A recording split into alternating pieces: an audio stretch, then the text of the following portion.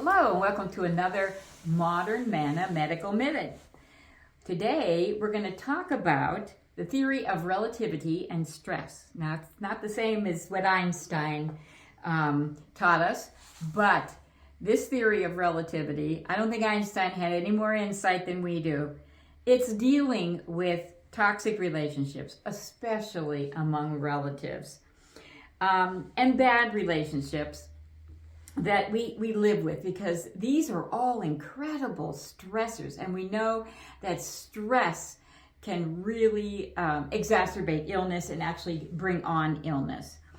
Especially around the holidays, I would think if somebody from another planet came to Earth during the Christmas season or even on the 4th of July, it would look like adult recess, with people just cramming as much activity as they can into the holiday before they have to go back to work. Stress can be defined as anything that can change the control that you have over your physical or emotional well-being. So you can't change the crazy people in your life, but you can change your response to them. Proverbs tells us in 15:1, the soft answer turneth away wrath. And boy, I've used that a number of times. Even though you want to yell and if you believe you're right and you want to get louder and prove your point, sometimes just saying something more gently will disarm and kind of undermine the situation. Proverbs 16:32 says, if you're being slow to anger makes you greater than a mighty man. A mighty man who, if you can control yourself, you're greater than a man who can take a city. And we always think of strong people as people who can, I can advocate for myself, and I can deal with this, and I'm going to give him what for and tell him. But you know what? That's not the strong man. It's the strong man is the one who can control himself. If Aunt Ida insists on going into the gory details of her last surgery for the 100th time, just tell her how refreshed she looks and well rested, and tell her that you're glad to see that she's doing better. I'm sure that's going to help change her focus maybe as well.